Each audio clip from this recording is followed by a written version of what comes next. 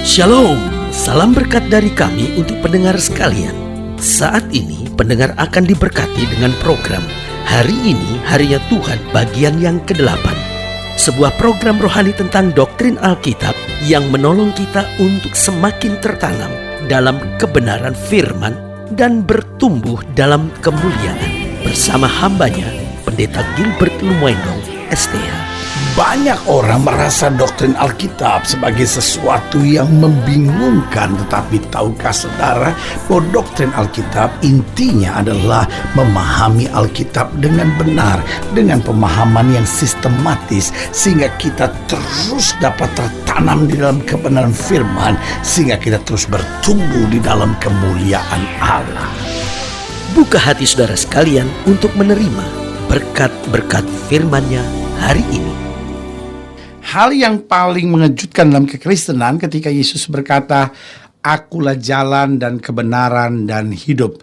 Tidak ada seorang pun sampai kepada Bapa jika tidak melalui aku." Sebagian akan berkata bahwa kekristenan itu adalah ajaran yang sangat egois karena hanya dia yang menurut dia masuk surga. Tapi saudaraku yang kasih dalam Tuhan, perlu saya tegaskan, tidak kekristenan yang menjamin sorga. Artinya gini, tidak semua orang Kristen akan masuk sorga.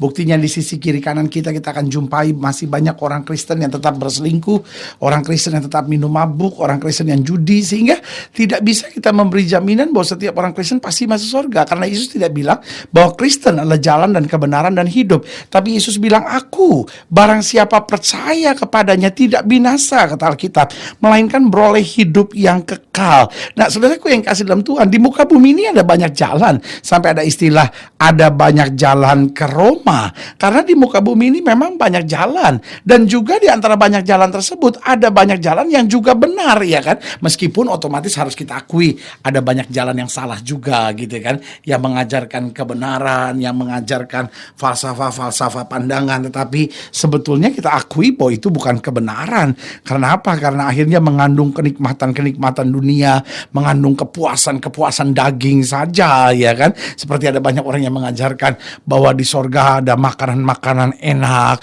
di sorga itu ada bidadari-bidadari cantik. Coba kita berpikir, kalau sorga hanya untuk makan dan hanya untuk ketemu bidadari-bidadari cantik, berarti sorga tempat maksiat, saudara-saudara.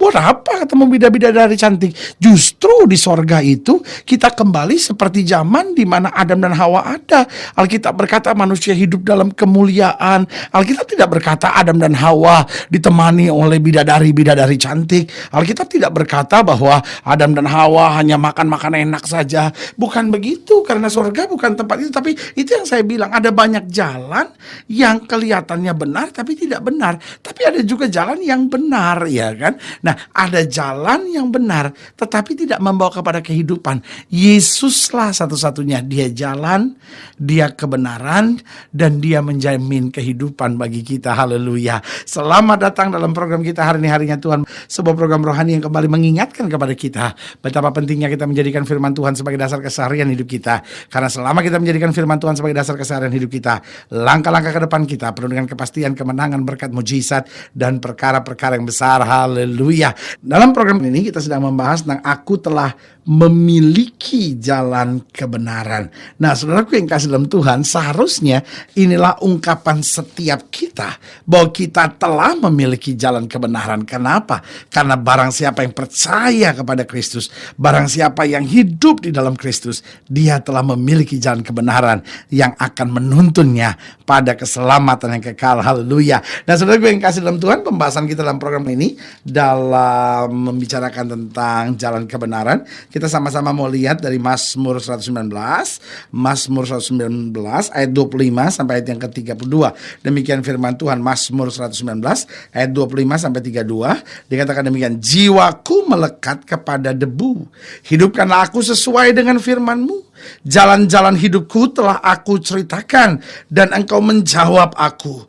Ajarkanlah ketetapan-ketetapan-Mu kepadaku. Buatlah aku mengerti petunjuk titah-titah-Mu, supaya aku merenungkan perbuatan-perbuatan-Mu yang ajaib. Jiwaku menangis karena duka hati. Teguhkanlah aku sesuai dengan firman-Mu. Jauhkanlah jalan dusta daripadaku, dan karuniakanlah aku Tauratmu. Aku telah memilih jalan kebenaran, telah menempatkan hukum-hukum-Mu di hadapanku. Aku telah berpaut pada peringatan-peringatanmu. Ya Tuhan, janganlah membuat aku malu. Aku mengikuti petunjuk perintah-perintah-Mu, sebab Engkau melapangkan hatiku. Ayat yang ke-30 saya mau ulangi sekali lagi. Aku telah memilih jalan kebenaran, telah menempatkan hukum-hukum-Mu di hadapanku. Saudaraku yang kasih dalam Tuhan, pemazmur jelas menekankan, aku telah memilih jalan kebenaran. Dengan lain kata, pemazmur berkata, aku sekarang telah memiliki jalan kebenaran. Bukan hanya orang berbicara tentang jalan kebenaran. Dunia ini ada banyak orang yang berbicara tentang ini loh jalan kebenaran, ini loh jalan kebenaran. Tapi ketika kita menekankan dan berkata, betulkah itu pasti jalan kebenaran? Maka akan dikatakan, ya kita coba saja, kita berusaha saja, kita coba lakukan yang baik saja. Mudah-mudahan kita akan mencapai jalan kebenaran. Tetapi pemazmur berkata, aku telah memilih. Artinya apa? Aku sekarang telah memiliki jalan kebenaran itu.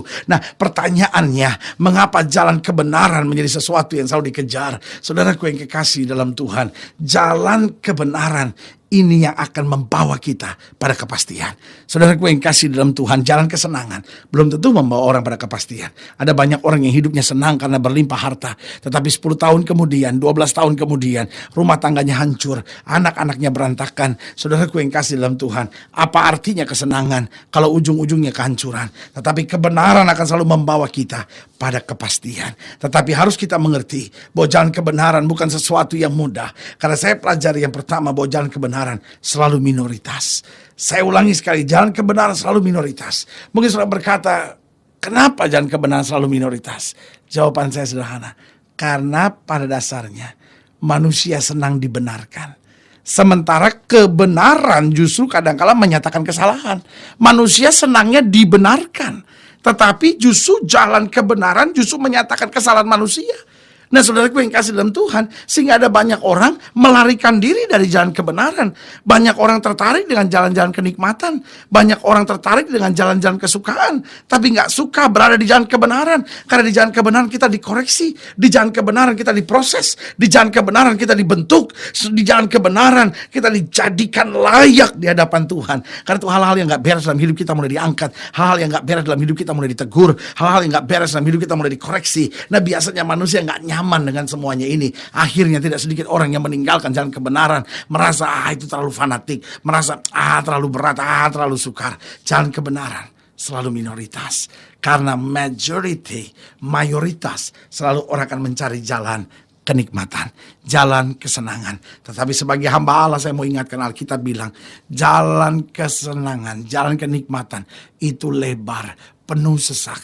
Sementara jalan kebenaran, jalannya sempit, jalannya kecil, tetapi dia akan menuju pada kemuliaan yang luar biasa. Haleluya. Jalan kebenaran selalu minoritas. Yang kedua saya pelajari, jalan kebenaran itu berat. Kenapa? Karena Yesus mengajarkan, barang siapa mau ikut aku, ia harus memikul salib, sangkal diri, dan ikut aku. Berarti jalan kebenaran bukan jalan yang ringan. Jalan kebenaran adalah jalan yang berat. Tetapi saudaraku yang kasih dalam Tuhan, akhir dari jalan kebenaran selalu mahkota. Akhir jalan kebenaran selalu kemuliaan.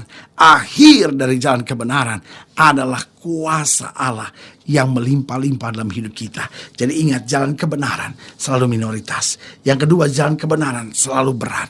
Nggak mudah untuk kita jalan di jalan kebenaran. Tapi Tuhan janji, aku tidak meninggalkan kamu sebagai tim piatu. Aku memberi seorang penolong lain yang akan menyertai kamu selama-lamanya.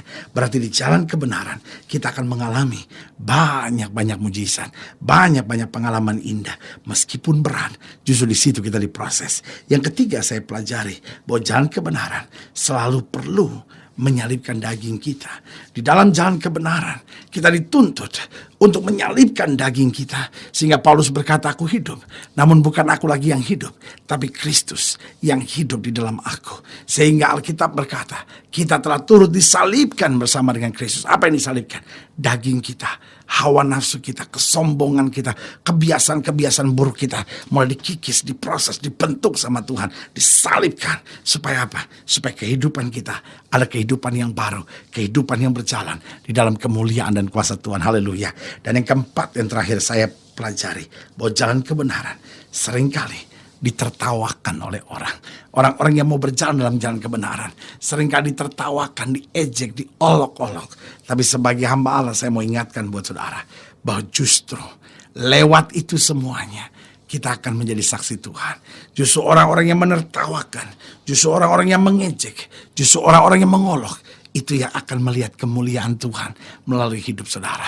Karena itu Alkitab berkata, kita seperti seorang yang sedang ada di gelanggang pertandingan. Begitu banyak orang yang sedang memperhatikan kita. Makanya hidupmu harus benar. Kalau engkau sudah memilih jalan kebenaran, artinya engkau sudah memiliki jalan kebenaran itu. Jalani kehidupan dengan sungguh-sungguh. Jalani kehidupan dengan sukacita. Jalani kehidupan tanpa menyerah. Sekali kita bilang, Tuhan, aku memilih jalan kebenaran, maka kita harus tetap mendahulukan Tuhan. Dalam keluarga kadang-kadang kau akan menghadapi masalah. Di masa muda saudara, dalam keadaan pekerjaan, dalam keadaan ekonomi saudara, seringkali saudara harus berhadapan dengan masalah. Tapi sebagai hamba Allah, saya mau ingatkan buat saudara, sekali engkau memilih jalan kebenaran, jangan pernah kembali lagi. Karena engkau sudah mengambil jalan yang terbaik. Jalan terus bersama dengan Tuhan. Yang menyertai saudara Tuhan di atas segala Tuhan. Raja di atas segala raja. Yang tidak akan pernah mempermalukan saudara. Haleluya. Saudara gue yang kasih dalam Tuhan, secara khusus sekarang saya mau berdoa buat setiap saudara. Saudara-saudara yang sakit, saudara-saudara yang berbeban berat, saudara-saudara yang sedang menghadapi masa-masa yang sukar, atau saudara-saudara yang sedang bingung dengan jalan kebenaran. Mungkin saudara berkata, saya punya agama, buat apa saya percaya pada Yesus? Atau mungkin saudara berkata, saya Kristen bertahun-tahun, untuk apa lagi saya menerima Yesus sebagai Tuhan dan Juru Selamat? Lalu hari ini kau berkata, Tuhan, tapi betul, saya harus memilih jalan kebenaran. Karena selama ini saya nggak memiliki jalan kebenaran. Saya hidup tanpa arah, saya hidup tanpa tujuan, saya hidup kosong. Lalu saudara ingin didoakan secara khusus. Atau mungkin saudara sakit, saudara berbeban berat, saudara boleh taruh tangan kanan saudara di dada. Dan kita akan berdoa, mari kita berdoa. Bapa, dalam nama Yesus, hamba doa buat yang sakit, hamba doa buat yang berbeban berat, hamba doa untuk setiap mereka sedang menghadapi masa-masa yang sukar. Karena hamba percaya bahwa bagi Allah tidak ada perkara yang mustahil. Bapa, hamba berdoa di dalam nama Yesus, Tuhan jamah kekuatan, anugerah, berkat yang berkelimpahan boleh terjadi. Sehingga kami semua akan memilih jalan kebenaran. Meskipun berat, meskipun minoritas, meskipun perlu menyalibkan daging, meskipun seringkali ditertawakan orang. Tapi kami tahu Kristus andalan, kekuatan, sumber sukacita kami. Di dalam nama Yesus hamba juga doa buat yang sakit, Tuhan jamah sehingga kesembuhan boleh berlaku. Rumah tangga dipulihkan di dalam nama Yesus. Pengusaha, pedagang, karyawan diberkati dan hidup dalam kebenaran di dalam nama Yesus. Orang-orang muda boleh melihat mujizat dalam kehidupannya di dalam nama Yesus. Karena kami percaya orang yang berharap kepada Tuhan tidak pernah dipermalukannya. Di dalam nama Yesus kami berdoa. Haleluya. Amin. Saudara gue yang kasih dalam Tuhan, kita sudah berdoa. Ingat, Allah tidak pernah lalai menepati janjinya. Inilah saatnya buat kita untuk bangkit bersemangat, bersuka cita menghadapi segala perkara. Karena kita tahu Yesus hidup, Yesus berkuasa.